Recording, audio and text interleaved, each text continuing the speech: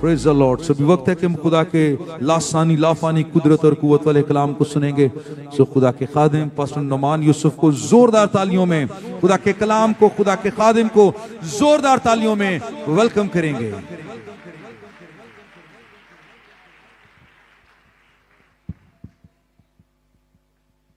अपनी आंखों को बंद करें। इसी मसा में अपने हाथों को आसमान की तरफ उठाएं। चंद लम्हात बड़ी संजीदगी के साथ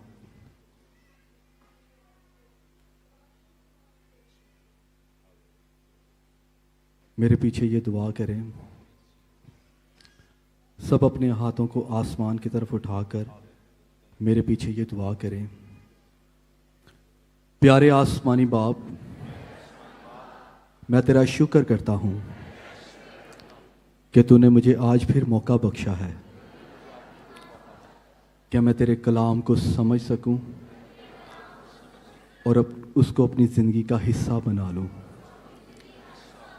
आज तेरे कलाम की कुदरत,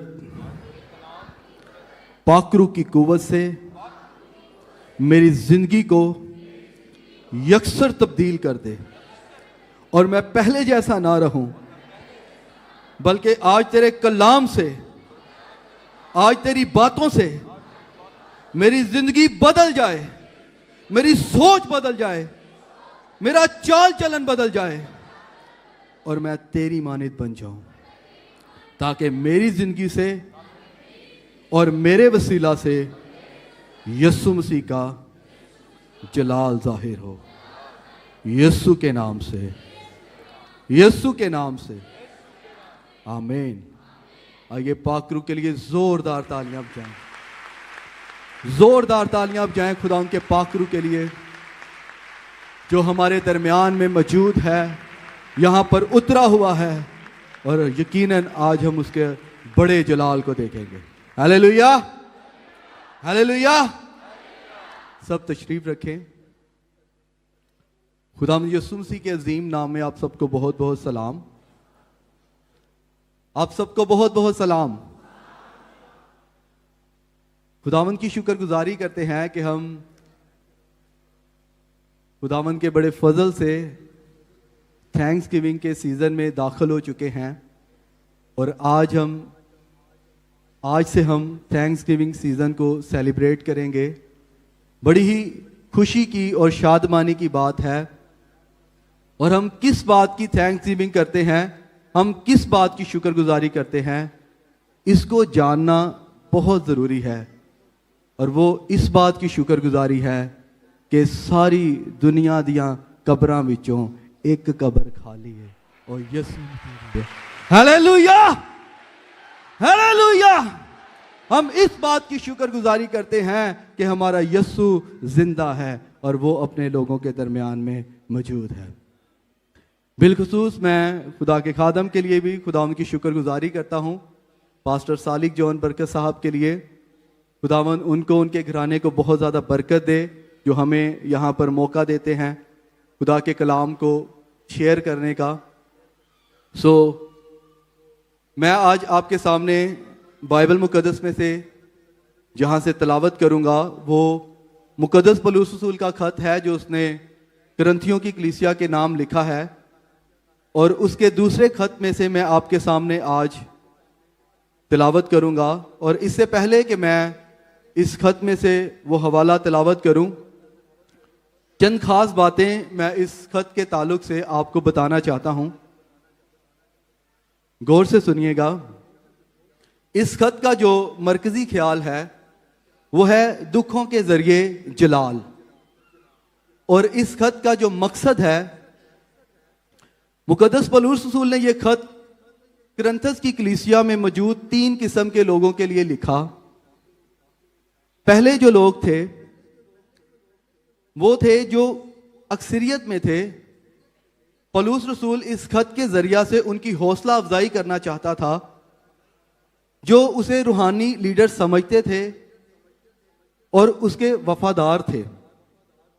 दूसरी बात, वो ऐसे झूठे रहनुमाओं और पैगंबरों को चैलेंज करना चाहता था जो जाती तौर पर उसके खिलाफ बोलते थे और वो इस कोशिश में थे कि उसकी रहनुमाई और इख्तियार की नफी की जाए और उसके पैगाम को तब्दील कर दिया जाए।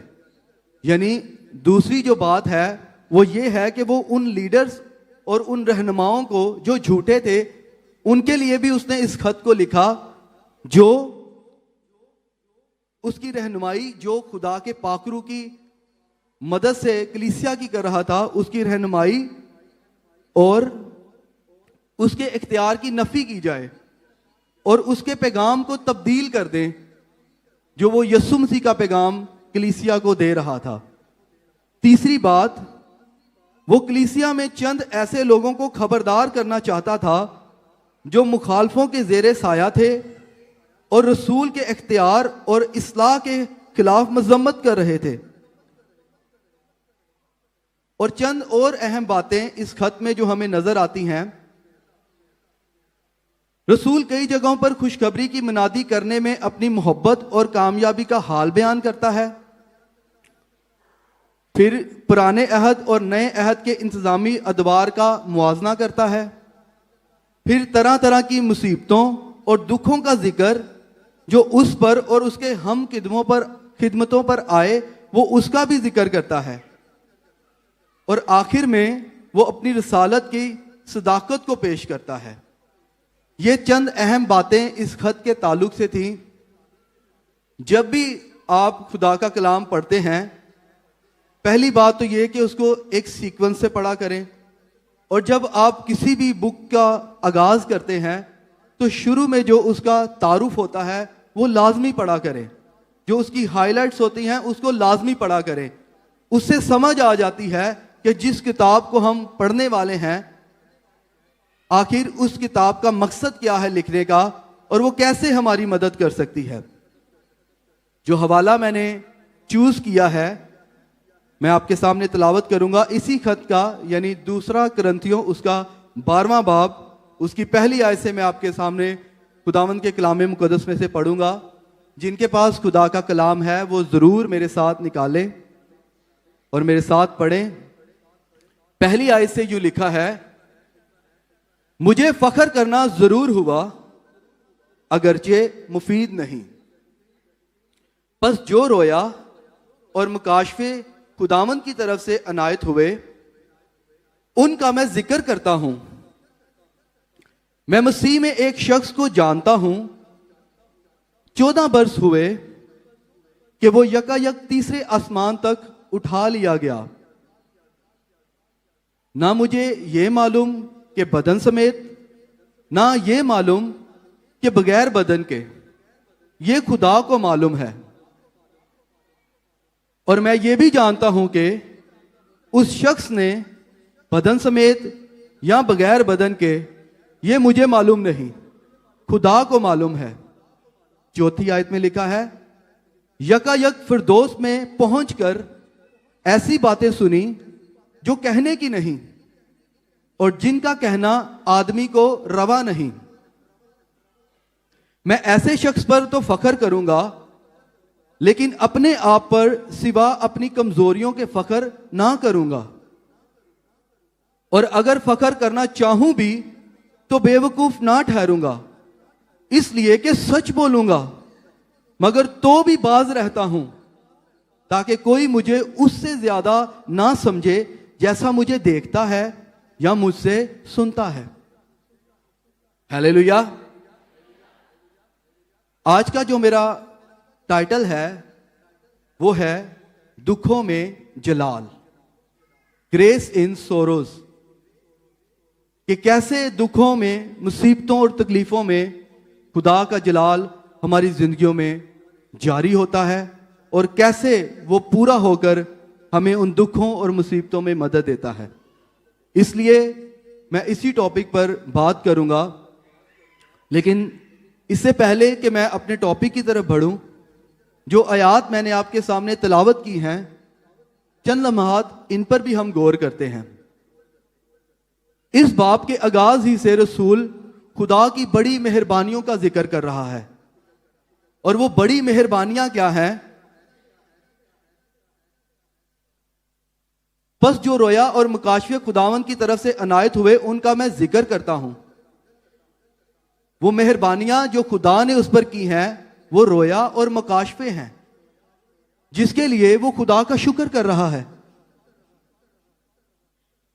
कि खुदा ने मुझ पर ये शफकत की है, खुदा ने मुझ पर ये मेहरबानियां की हैं कि उसने अपनी रोया और मुकाशफे मुझे अनायत किए हैं।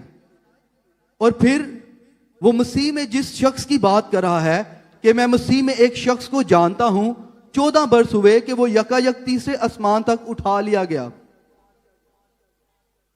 मसीह में वो शख्स जिसकी वो बात कर रहा है, दर हकीकत वो खुद आप है। वो अपने बारे में ही बात कर रहा है।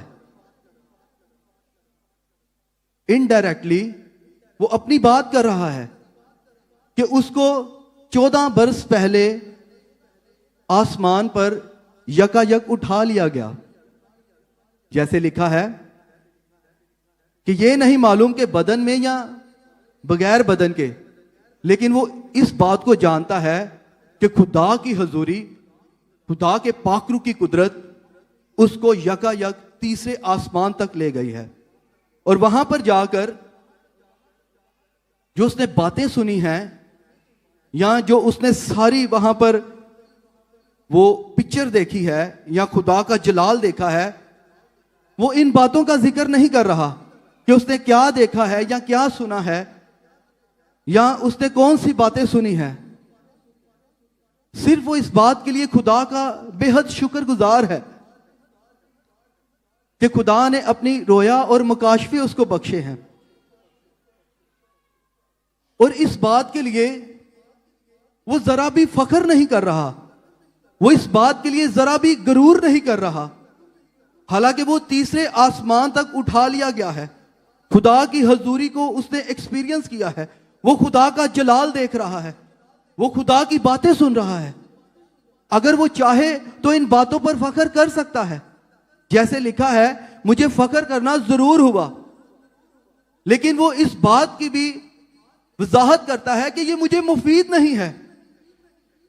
बेशक वो आसमान पर उठा लिया गया है, बेशक वो खुदा की बातें सुन रहा है, बेशक वो खुदा का जलाल देख रहा है। अगर वो चाहे तो वो इन बातों पर फख्र कर सकता है कि हाँ, मुझे मसीह ने आसमान पर उठाकर मुझसे बातें की हैं, मुझे मुकाशफे बख्शे हैं, मुझे रोयाएं बख्शी हैं। लेकिन वो कह रहा है कि फख्र करना मुझे मुफीद नहीं लगता, मैं फख्र करना अच्छी बात नहीं समझता।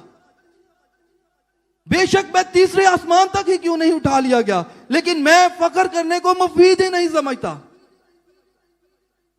बेशक मैं मुकाशफात से भर गया हूं, बेशक खुदा ने मुझे बड़ी रोयाएं दी हैं, बेशक खुदा ने मुझे अपनी हजूरी से भरा है, बेशक खुदा ने मुझे अपना जलाल देखा है, दिखाया है, लेकिन मैं इसमें से किसी बात पर फख्र नहीं करूंगा। अगर करना चाहूं भी तो बेवकूफ नहीं ठहरूंगा, लेकिन फिर भी ये मुझे मुफीद नहीं है।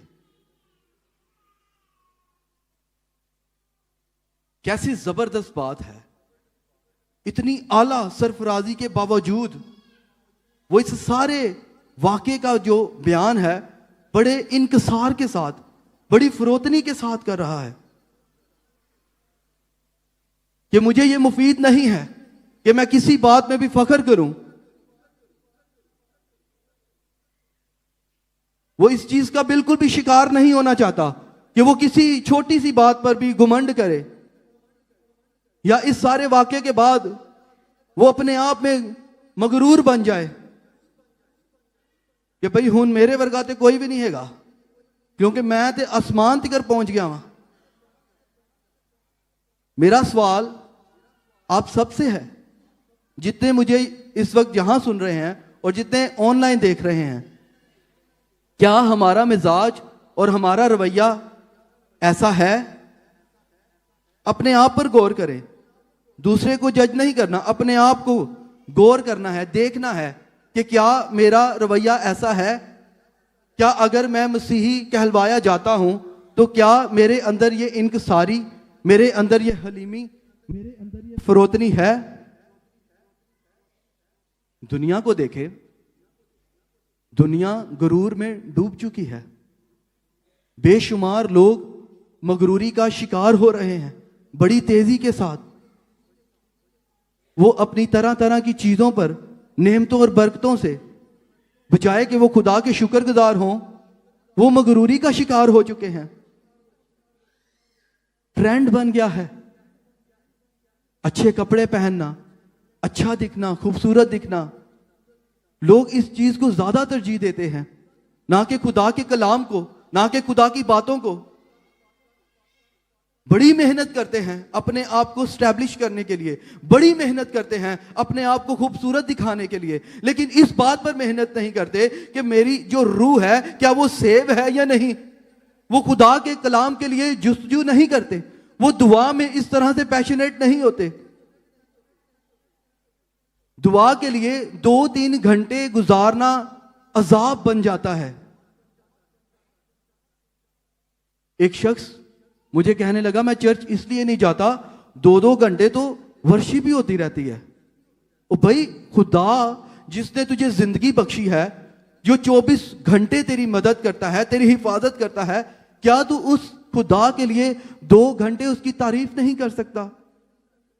लेकिन मैं उसको देखता रहा, उसने अपने आप को संवारने में 1.5 घंटा लगा दिया, कभी कुछ कभी कुछ। इसका मतलब है कि खुदा के कलाम को, खुदा की बातों को, वर्शिप को लोगों ने पीछे छोड़ दिया है। और इसी तरह से बहुत से लोग हैं जो बहुत से तरह तरह की मगरूरियों का शिकार हुए पड़े हैं। किसी को अपने पैसे पर घुमंड है, किसी को अपनी दौलत पर घुमंड है, किसी को अपनी जायदादों पर घुमंड है। पैसे वाला शख्स कहता है मेरे पास पैसा है, मेरे पास सब कुछ है, मैं जिसको चाहे खरीद सकता हूं, मैं जो चाहे कर सकता हूं। लोग कहते हैं जिसके पास पैसा है उसके पास सब कुछ है। वो अपने पैसे पर घुमंड करते हैं। लोग अपनी प्रॉपर्टीज पर घुमंड करते हैं, अपनी गाड़ियों पर, अपने बंगलों पर घुमंड करते हैं कि हमारे जैसा और कोई है ही नहीं। वो दूसरों को कुछ समझते ही नहीं। वो पंजाबी में कहते वो बंदे नू बंदा ही नहीं समझते। घुमंड ने उनको इस तरीके से जकड़ा होता है। कुछ लोगों को अपने ओहदों का बड़ा घुमंड होता है कि मैं फलाने स्केल पे पहुंच गया हूं, मैं फलाने स्केल पे पहुंच गया हूं, मेरा ये होता है, मेरा वो होता है, सारे मेरे नीचे हैं, मैं जो चाहे मर्जी कर सकता हूं, जिसको चाहे मर्जी रख सकता हूं, जिसको चाहे मर्जी निकाल सकता हूं। अपने पर्सनल ग्रज को निकालने के लिए लोग अपने ओहदों का नाजायज फायदा उठाते हैं। कुछ लोगों को अपने इल्म पर बड़ा घमंड होता है कि जितना इल्म और जितनी तालीम मुझे है या मेरे पास है वो किसी दूसरे के पास हो ही नहीं सकती। उनको अपनी डिग्रियों पर बड़ा घमंड होता है कि जो डिग्रियां मैंने हासिल कर रही हैं, अब मेरे से बेहतर कोई समझ ही नहीं सकता, मेरे से बेहतर कोई समझा ही नहीं सकता। और एक बड़ी मकरूह बात है, कुछ लोग अपने रूहानी इख्तियार पर, अपनी रूहानियत पर भी बड़ा घमंड करते हैं कि जैसा मैं सुना सकता हूं, जैसा मैं बता सकता हूं, या जैसी हम तो सुना मैं कर सकता हूं और कोई कर ही नहीं सकता। वो अपनी रूहानियत पर घमंड करना शुरू कर देते हैं। वो अपनी उन डिग्रियों पर, मैंने मास्टर्स किया है, मैंने पीएचडी की है, वो किसी खादम को खादम ही नहीं समझते, वो किसी को सुनना ही नहीं चाहते, वो किसी को एक्सेप्ट ही नहीं करते। क्यों? क्योंकि उनके अंदर वो घमंड समाया होता है कि मेरे से बेहतर तो और कोई है ही नहीं। लेकिन एक शख्स जो तीसरे आसमान तक पहुंच गया है, वो कहता है मेरे लिए ये बातें मुफीद ही नहीं है। हालेलुया! कैसी जबरदस्त बात है। हम दुनियादारी की चीजों में बंदे को बंदा ही नहीं समझते। हमें दुनियादारी की जो बरकतें या नेमतें मिलती हैं, हम उसी में फूले रहते हैं। हम किसी को कुछ समझते ही नहीं है। और एक शख्स आसमान तक पहुंच गया है और वो कहता है मैं इन बातों के लिए फख्र करना मुफीद ही नहीं समझता। वो इन बातों को अपने ऊपर हावी नहीं होने दे रहा कि कहीं मैं घुमंड का शिकार ना हो जाऊं। कैसी जबरदस्त बात है। सोचने की जरूरत है हमें भी आज। और इसके लिए मैं एक हवाला भी आपके सामने तिलावत करना चाहता हूं ताकि हमारी और ज्यादा रहनुमाई हो सके। यसाया नबी का सहीफा, उसका 2 बाब और 11वीं आयत में लिखा है, इंसान की ऊंची निगाह नीची की जाएगी और बनी आदम का तकब्बर पस्त हो जाएगा, और उस रोज खुदावंद ही सरबुलंद होगा, क्योंकि रब्बुल अफ़वाज का दिन तमाम मगरूरों और बुलंद नजरों और मुतकब्बरों पर आएगा और वो पस्त कर दिए जाएंगे। हालेलुया! खुदा मगरूरों को और मुतकब्बरों को और घुमंड करने वालों को पस्त कर देगा। इसलिए बचें इस चीज से, कभी किसी मगरूरी का शिकार ना हो जाएं, कभी किसी बात में घुमंडी ना बन जाएं, ना पैसे के लिए, ना ओहदों के लिए, ना इल्म के लिए, ना दौलत के लिए, यहां तक कि ना रूहानियत के लिए।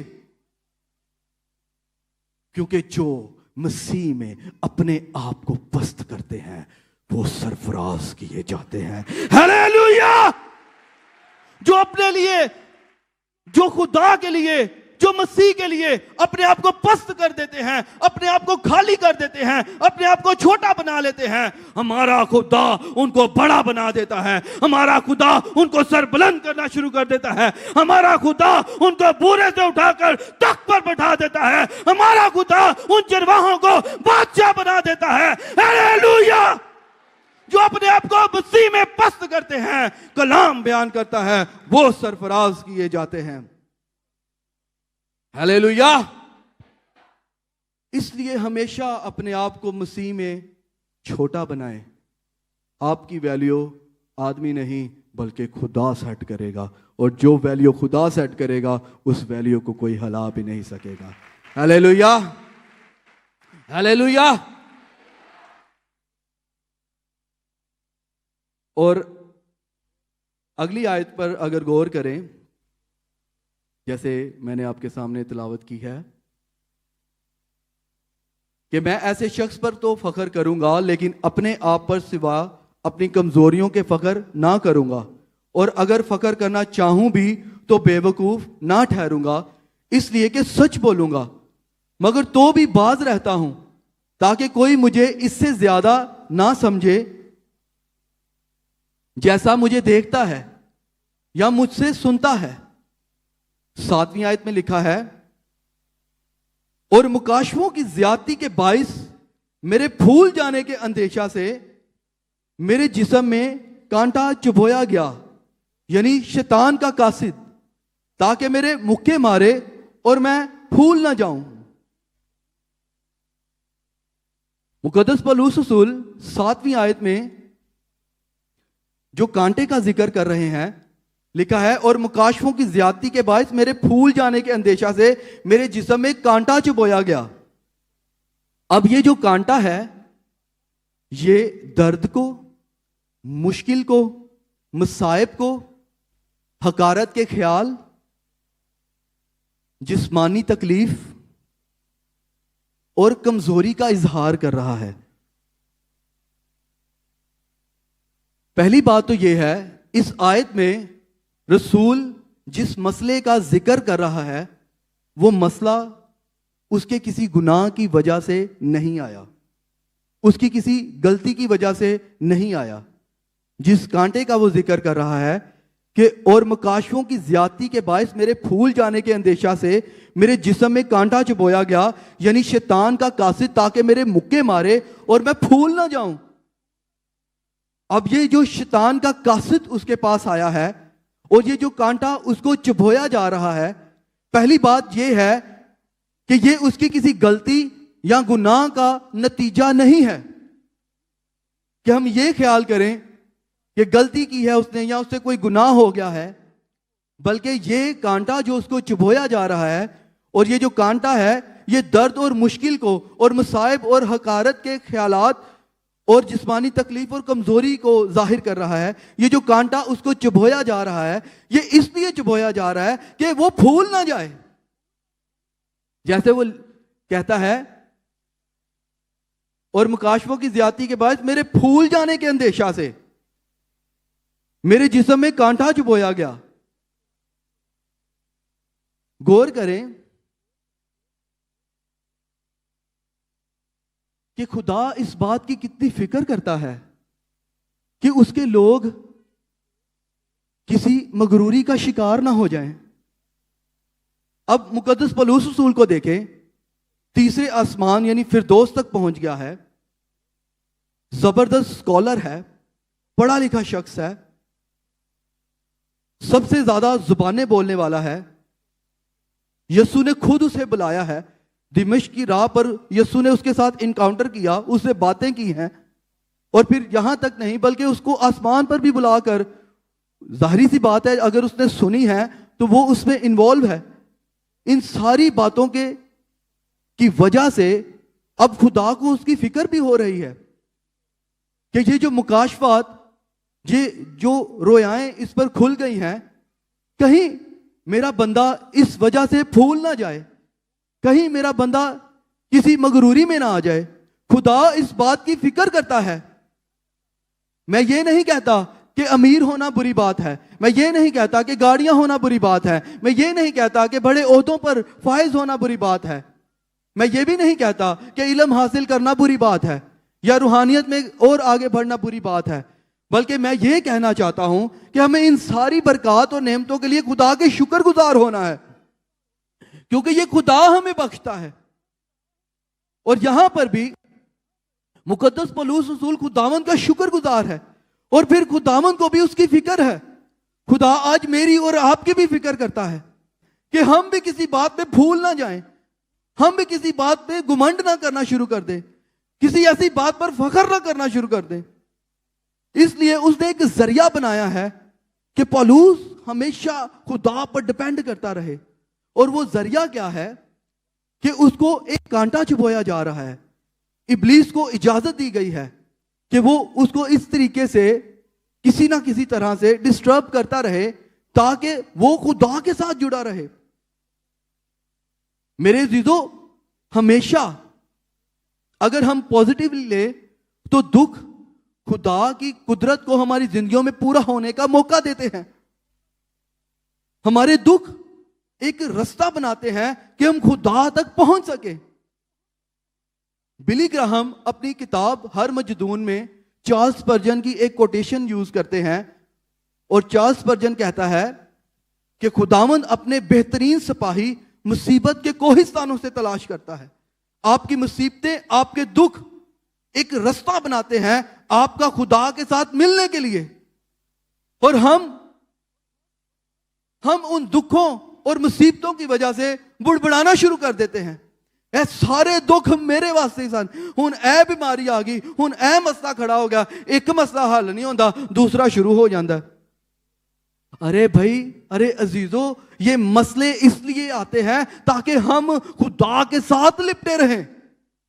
लेकिन ये उन मसलों की बात कर रहा हूं जो मसीह में रहते हुए हमें पेश है। ये नहीं कि मैं बुराइयां कर रहा हूं, मैं चोरियां डकैतियां कर रहा हूं, मैं लोगों के हक मार रहा हूं और मैं मसले में फंस के मैं कहूं जी ओह ये तो खुदा तक पहुंचने का जरिया है। बिल्कुल भी नहीं, ये खुदा तक पहुंचने का जरिया नहीं है, ये जहन्नुम में पहुंचने का जरिया है। लेकिन जब हम मसीह की खातिर दुख सहते हैं और मसीह में होते हुए कायम रहते हैं, और फिर उन सारे दुखों से हम खुदा तक रसाई करते हैं। Hallelujah, hallelujah. इसलिए खुदा भी फिक्र करता है कि उसके लोग किसी तरह से भी किसी फख्र या घुमंड का शिकार ना हो जाए। अब इन सारी बातों के बावजूद जो मुकद्दस पौलुस रसूल का रवैया है वो बड़ी हलीमी और इनकिसारी में बढ़ रहा है, वो फरोतन है। और कांटे के चुभोए जाने का मकसद ही यह था कि वो हमेशा खुदा पर इन्सार करता रहे और कभी किसी मगरूरी का शिकार ना हो। याद रखें, जब हम फिरौतनी और इनकिसारी में जिंदगी गुजारते हैं, जब हमारा दिल खुदा के साथ लगा रहता है, हम हर तरह के हालात में खुदा के साथ जुड़े रहते हैं, कभी किसी बात में घुमंड नहीं करते, कभी किसी बात में शेखी नहीं मारते, तो मेरे अजीजों, हमारा खुदा हमारे हर मसले को हल करने के लिए खुद आ जाता है। हालेलुया। हमारा खुदा हमारी सारी मुसीबतों को उठाने के लिए खुद आ जाता है। हमारा खुदा हमारी सारी मुश्किलात और बीमारियों को हटाने के लिए खुद आ जाता है, क्योंकि जो दिल से फरोतन है खुदा उनको इज्जत बख्शता है। खुदा ऐसे लोगों की तलाश करता है। और आगे सीखने वाली बात है, 8वीं आयत में लिखा है, इसके बारे में मैंने 3 बार खुदावन से इल्तमास किया कि ये मुझसे दूर हो जाए। अब अंडरस्टूड सी बात है, शैतान ने अपना कासिद किसी अच्छे मकसद के लिए कभी भी नहीं भेजा। शैतान के कासिद और उसके पैरोकार जब भी आपके पास आएंगे वो कभी किसी नेक इरादे से नहीं आएंगे कि वो बड़ी अच्छाई करने के लिए आ रहे हैं आपके पास। वो हमेशा बुराई करने के लिए ही आएंगे। वो हमेशा आपको उकसाने के लिए आएंगे। वो हमेशा आपको किसी ना किसी बात में डिस्करेज करने के लिए आएंगे, आपको गिराने के लिए आएंगे। और इब्लीस ने इर्द गिर्द ही हमारे अपने कासिद और अपने पैरोकार छोड़े होते हैं, जो हमेशा आपको उकसाते रहेंगे, हमेशा आपको मजबूर करते रहेंगे कि आप जिंदा खुदा का इनकार कर दें, आप किसी ना किसी बात में खुदा का इनकार कर दें। पौलुस के पास भी शैतान का कासिद किसी नेक इरादा से नहीं आया था। हमारे पास भी शैतान का कासिद कभी भी किसी नेक इरादा से नहीं आएगा। लोगों में होकर इब्लीस काम करता है। वो आपको हमेशा याद दिलवाता रहेगा, ओ तू ते इन्नियां दुआवां करना है, तू हाले भी बीमार है, कित्थे गईयां तेरियां दुआवां, तू ते इन्ना चर्च जाना, तू सुबह भी जाना, तू इतवार नूं भी जाना, तू जुमे नूं भी जाना, तू सारियां मीटिंगां ते जाना, तेरे मसले हाले भी हल नहीं होण दे। बाज़ औक़ात मैं लोगों को देखता हूं, अच्छे खासे समझदार लोग होते हैं और बेवकूफी का शिकार हो जाते हैं, दुआ करना छोड़ देते हैं। ऐ जी मैं पूरा हफ्ता रोजे रखे, मेरी बुढ़ी नूं ते आराम नहीं मिलिया, मैं बुढ़ी कहती मेरे बंदे नूं नहीं आराम मिलिया, मेरा बच्चा सही नहीं होया, और फाइनल क्या करते हैं, दुआ करना छोड़ देते। और अगर उनसे पूछे तो वो कहते हैं खुदा साडा प्यो है, प्यो नाल ही बंदा रुसदा है, खुदा नाल ही बंदा नाराज होंदा है, खुदा नाल ही असीं नाराज होवांगे क्योंकि साडा प्यो है। लेकिन याद रखें, आपकी खुदा के साथ नाराजगी ये कोई अक्लमंदी नहीं है, ये इब्लीस को मौका देना है। जिस लम्हा आप दुआ करना छोड़ेंगे, जिस लम्हा आप चर्च जाना छोड़ेंगे, जिस लम्हा आप ईमानदारों की रिफाकत को तर्क करेंगे, उसी लम्हा इब्लीस का कासद आएगा और वो आपको इस्तेमाल करना शुरू कर देगा। जैसे ही आपकी दुआ का लेवल कम होना शुरू होगा, इब्लीस के कासदों का जोर बढ़ना शुरू हो जाएगा। वो आपके दुखों को और ज्यादा कुरेदना शुरू कर देंगे, वो आपकी मजबूरियों का और ज्यादा फायदा उठाना शुरू कर देंगे। वो आपकी बीमारी का हो सकता है और ज्यादा लेवल बढ़ा दें, वो हो सकता है आपकी सारी मुश्किलों का लेवल बढ़ा दें। ये गलत बात है कि हम ये कहते हैं कि हम खुदा से ही नाराज होंगे। हम खुदा से नाराज नहीं हो सकते। ईमान ये नहीं है कि हम दुआ करना छोड़ दें, बल्कि ईमान ये है कि आगे आग की भट्टी है और आग की स्पीड को बढ़ा दिया है, और वो कह रहे हैं कि हमारा खुदा आग की भट्टियों से बचाने की कुदरत रखता है, और अगर हमारा खुदा इस आग की भट्टी से ना भी बचाए तो हम इस बादशाह तेरी मूरत को सजदा नहीं करेंगे, हम उसी खुदा को सजदा करेंगे जो हमें आग की भट्टी के में जलने के बाद भी जिंदा करने की कुदरत रखता है। हालेलुया। ईमान ये नहीं है कि मैंने कितने महीने या कितने हफ्ते रोजा रखा है। ईमान ये है कि अगर मैं 3 टाइम दुआएं कर रहा हूं, मैं रोजे रख रहा हूं, और मेरे लिए ये ऐलान कर दिया गया है कि तुझे भूखे शेरों के सामने डाल दिया जाएगा, तो मेरा ईमान ये है कि मेरा जिंदा खुदा भूखे शेरों के मुंह बंद करने की कुदरत रखता है, और वैसा ही हुआ है। हालेलुया। हमारा खुदा हर तरह के भूखे शेरों के मुंह बंद करने की पूरी कुदरत रखता है, और उसने दानियल को अपनी प्रोटेक्शन में रखा और उस शेर उसको छू भी ना सके।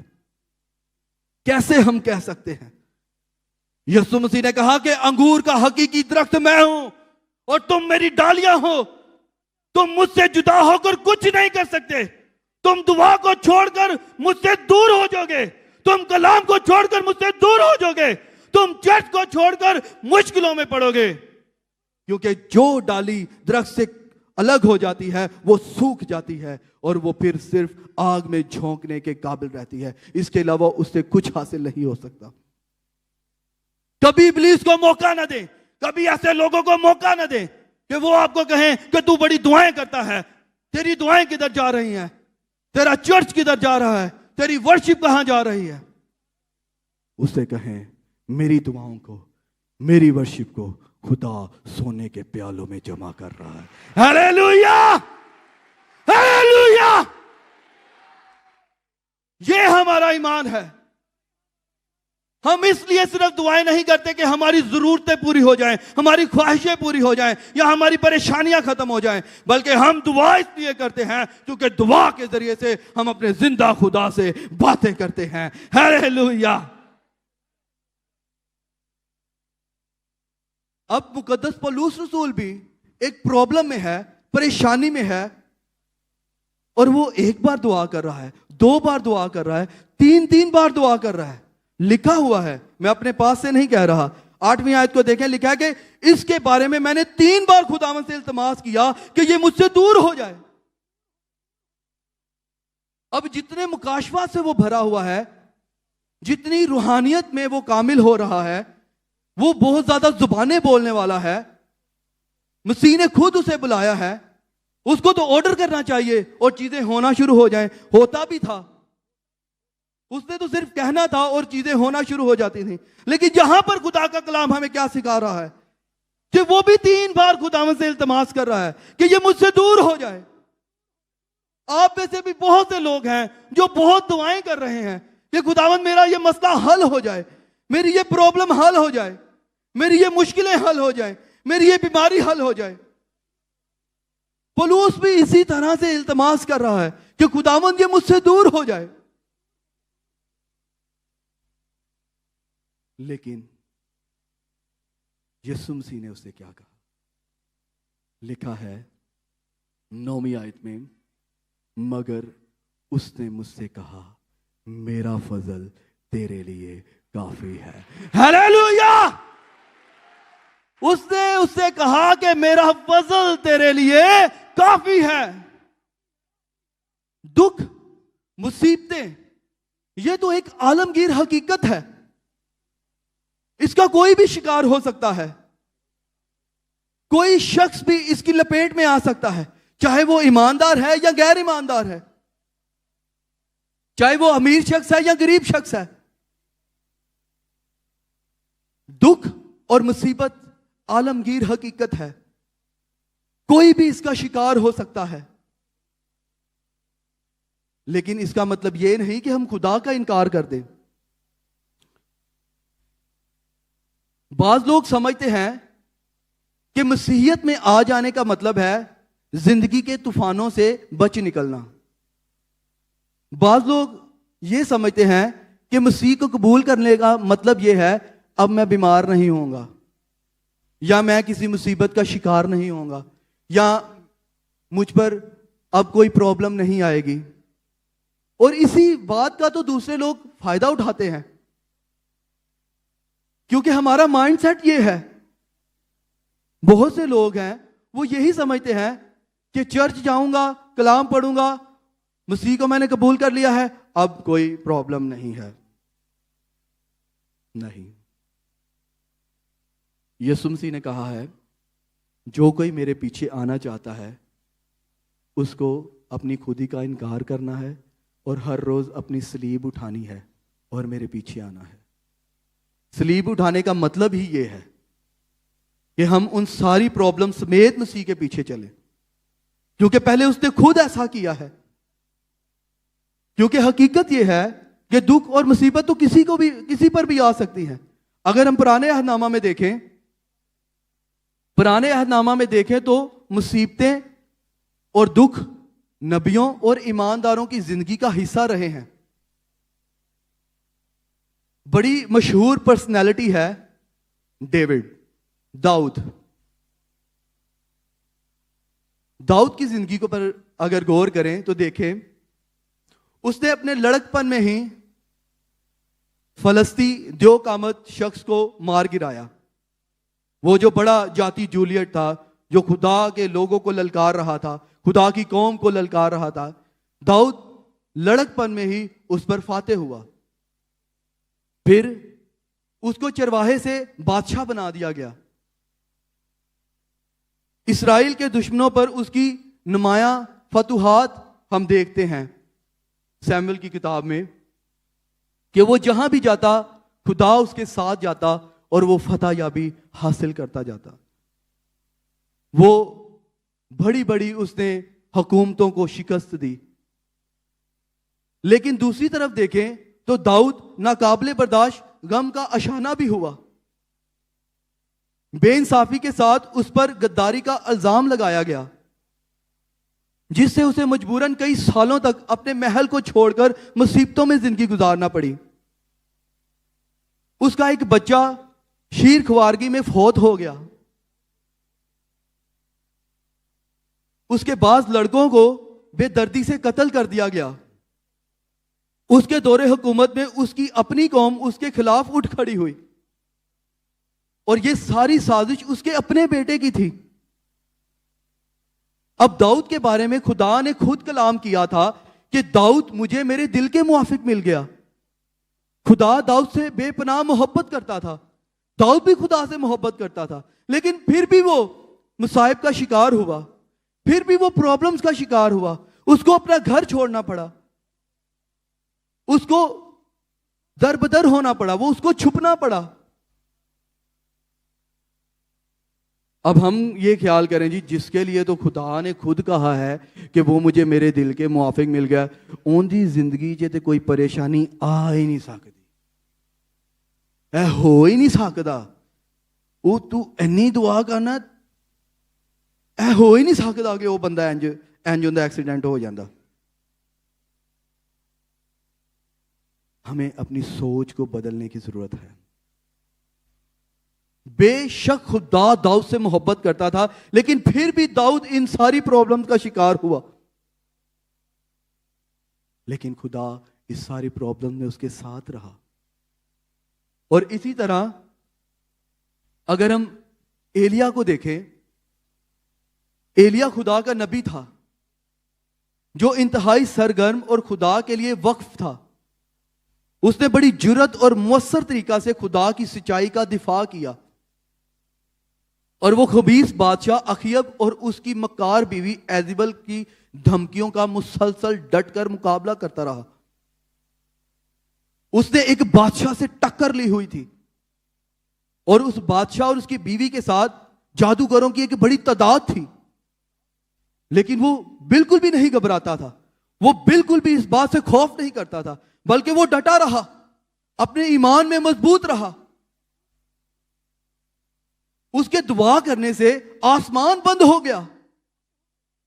कैसी जबरदस्त दुआ करने वाला शख्स है। फिर उसने दुआ की और आसमान खुल गया और बारिश बरसना शुरू हो गई। जब उसने उस बादशाह को चैलेंज किया, जब उन्होंने मजबा लगाया, तो उसकी वजह से खुदा ने आसमान से आग नाजिल की और वो आग आकर सारे मजबे और कुर्बानी को चट कर गई।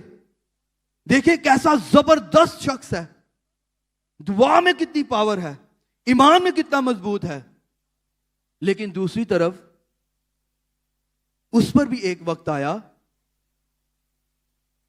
उसकी जिंदगी में ऐसा मौका आया जब वो अपनी खिदमत को बिल्कुल तर्क कर देना चाहता था। अब एक शख्स की दुआ से आसमान बंद हो रहा है, उसकी दुआ से आसमान खुल रहा है, आसमान से आग नाज़िल हो रही है, और वो शख्स, उसकी जिंदगी में एक ऐसा मौका आ गया है कि वो अपनी खिदमत को ही तर्क कर देना चाहता है। यहां तक कि मामूली सा काम भी उसके लिए नाकाबिल बर्दाश्त बोझ बन गया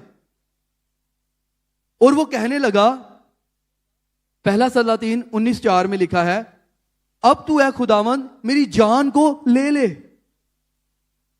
इसका मतलब है कि वो इस कदर थकावट और डिप्रेशन में मगलूब हो चुका था कि उसने खुदा से यह कहना शुरू कर दिया कि खुदावंद तू मेरी जान ले ले, खुदा ने ना तो उसकी ख्वाहिश को पूरा किया और ना ही खुदा ने उसके साथ कोई बहस की। खुदा उसके साथ बहस और मुबासा में नहीं पड़ा, बल्कि खुदा ने उसकी जरूरत को पूरा किया। खुदा ने उसको नींद बख्शी और खाना दिया, क्योंकि खुदा जानता था कि उसको इस वक्त इस चीज की जरूरत है। खुदा ने उसको नींद दी और खाना दिया और उसको यकीन दिलाया कि एलिया तू अकेला नहीं है, बल्कि मेरा फजल तेरे साथ है। हालेलुया। खुदा ने उसको यकीन दिलवाया कि एलिया तू अकेला नहीं है, मैं तेरे साथ खड़ा हूं, क्योंकि मैंने कलाम किया है कि वो मुझे पुकारेगा और मैं उसे जवाब दूंगा, मैं मुसीबत में उसके साथ रहूंगा, मैं उसे छुड़ाऊंगा और इज्जत बख्शूंगा। हालेलुया। हमारा खुदा हमारी जिंदगी के हर हालात में हमारे साथ खड़ा है, क्योंकि वो जिंदा खुदा है। वो ऐसा खुदा नहीं है जो कब्र में पड़ा है। वो ऐसा खुदा नहीं है कि वो हमें मुसीबत में देखकर अपना रुख मोड़ ले। वो ऐसा खुदा नहीं है कि वो हमसे पीछा छुड़ाए, बल्कि वो ऐसा खुदा है और उसका बेटा कहता है कि मैं दुनिया के आखिर तक हमेशा तेरे साथ हूं। हालेलुया। ये हमारा खुदा है जो हमेशा हमारे साथ खड़ा है। कभी भी अपनी मुश्किलों से, बीमारियों से, तकलीफों से घबराए ना कि इतनी देर हो गई है, मैं इतनी देर से इस प्रॉब्लम में हूं, मैं इतनी देर से इस बीमारी में हूं। क्योंकि ये कांटे हमारी जिंदगी के साथ साथ हैं। जब हम इन दुखों को देखते हैं, ये भी एक तरह के कांटे हैं। बीमारी भी एक तरह का कांटा है। ये मुसीबतें एक तरह के कांटे हैं। हां, बेऔलादी भी एक किस्म का कांटा है, क्योंकि हमारे इर्द गिर्द के लोग हमारी बहनों को कहते रहते हैं, भाइयों को कहते रहते हैं।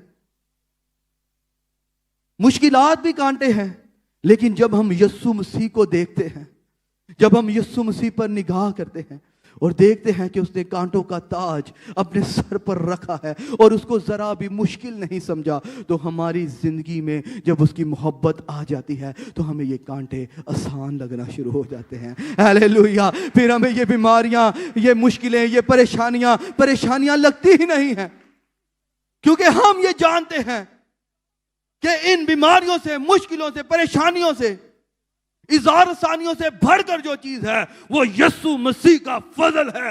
इसलिए उसने कहा है, मेरा फजल तेरे लिए काफी है। हालेलुया। खुदा का फजल हम पर इसीलिए हुआ है ताकि हम गुनाह आलूदा जिंदगी से निकलकर हमेशा की जिंदगी के वारिस बन जाए। रोमियो 6:23 में लिखा है, क्योंकि गुनाह की मजदूरी मौत है, मगर खुदा की बख्शिश हमारे खुदावंद यीशु मसीह में हमेशा की जिंदगी है। खुदा का फजल इसीलिए हुआ है ताकि हम हमेशा की जिंदगी पाएं। खुदा का फजल इसलिए नहीं हुआ कि हम गुनाह पे गुनाह करते चले जाएं। हम ये सोचे कि फजल का दौर है, खुदा ने फजल कर दिया है, अब मैं जो मर्जी करता रहूं। बल्कि खुदा का फजल इसलिए हुआ है कि मैं गुनाह और उसकी सारी उसके कंट्रोल पर और गुनाहलुदा ख्वाहिशों पर मैं यीशु के नाम से और उसके फजल की बदौलत गालिब आ जाऊं और मैं हमेशा की जिंदगी का वारिस बन जाऊं। खुदा का फजल इसीलिए हुआ है। खुदा का फजल हमारी जिंदगी के बहुत से एरिया में हमारी मदद करता है। जल्दी से नोट डाउन कर लें जो नोट करना चाहते हैं। मसीह का फजल ईमानदारों को दुआ में मदद देता है, जकरिया 12:10। फिर मसीह का फजल ईमानदारों को उसके साथ ताल्लुक में तरक्की करने में भी मदद देता है, दूसरा पतरस 3:18। फिर मसीह का फजल इंजील की बुशारत में भी मदद देता है, इमाल 4:33। और एक हवाला मैं आपके सामने तिलावत करना चाहूंगा।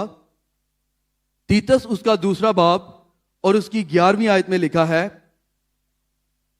तीतस उसका दूसरा बाब और उसकी 11वीं आयत में लिखा है, क्योंकि खुदा का वो फजल जाहिर हुआ है जो सब आदमियों की निजात का बायस है। हालेलुया। खुदा का फजल आदमियों की निजात का बाइस बना है। यह खुदा का फजल ही है जिससे हमने निजात पाई है। यह खुदा का फजल ही है जिससे हमने हमेशा की जिंदगी पाई है। इसलिए खुदा का फजल मेरे लिए काफी है। हालेलुया। खुदा फजल के जरिया अपनी हजूरी, मोहब्बत और कुव्वत में हमारे साथ रहता है। खुदा अपने फजल के जरिए अपनी हजूरी, मोहब्बत और अपनी कुव्वत में हमारे साथ रहता है, क्योंकि फजल आसमानी कुव्वत है। हम दुनियादारी की परेशानियों में पड़े रहते हैं, बीमारियों और फिक्रों और मुश्किलात में और तरह तरह की प्रॉब्लम में डूबे रहते हैं। ये सब चीजें फानी हैं, ये दुनिया की हैं, लेकिन खुदा का फजल आसमानी है। हालेलुया। उसने हमें दुनियावी नहीं बल्कि उसने हमें आसमानी बरकत दी है। खुदा का फजल आसमानी कुव्वत है और ये उन लोगों को मयसर होता है जो खुदा पर डिपेंड करते हैं। ये उन लोगों को मिलता है जो खुदा पर इन्सार करते हैं। हमारी मुश्किलात और मुसीबतें और दुख जितने ज्यादा बढ़ते जाएंगे, खुदा का फजल उतना ज्यादा तेज होता जाएगा। हालेलुया। हमारी मुश्किलें, बीमारियां जितना ज्यादा जोर पकड़ेंगी, खुदा का फजल उससे भी ज्यादा जोरावर होता जाता है। वो हर दिन अपने लोगों के लिए बढ़ता जाता है। खुदा का फजल सुबह के सूरज के साथ बढ़ना शुरू हो जाता है। वो आपकी हर तरह की मुश्किलों से बढ़कर है, वो आपकी हर तरह की बीमारियों से बढ़कर है, वो आपकी हर तरह की ज़ार-सानियों से बढ़कर है, वो आपकी हर तरह की मुखालफत से बढ़कर है। इसलिए यीशु मसीह ने मुकद्दस पौलुस रसूल से भी कहा कि मेरा फजल तेरे लिए काफी है। Hallelujah, hallelujah. कहें यीशु का फजल, सब कहें यीशु का फजल मेरे लिए काफी है। हालेलुया। क्योंकि ये आसमानी कुव्वत है और हमें इससे भरना है।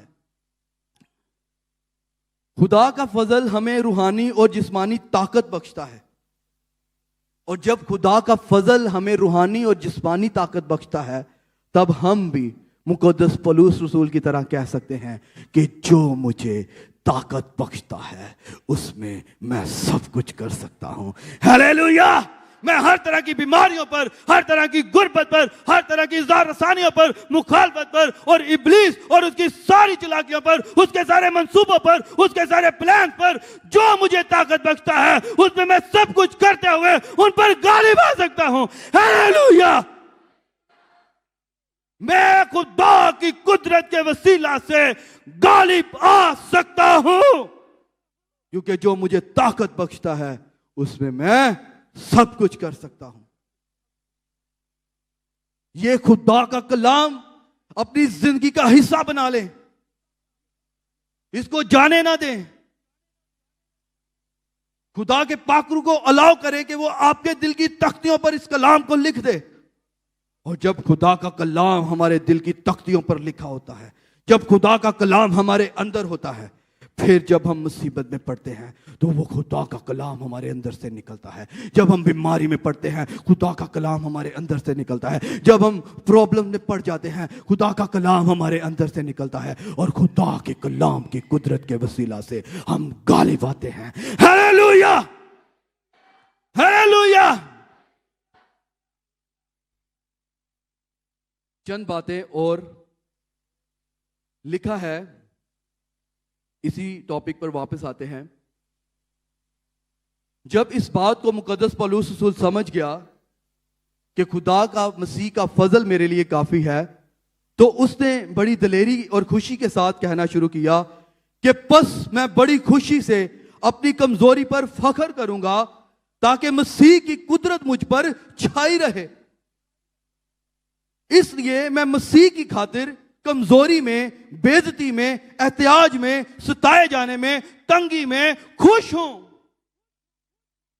क्योंकि वो जान गया कि ये तंगियां, ये कमजोरियां, ये एहतियाज, ये सताया जाना दुनिया का है। और फिर वो दलेरी के साथ कहता है कि जिस वक्त मैं कमजोर होता हूं उसी वक्त जोरावर होता हूं। Hallelujah, hallelujah.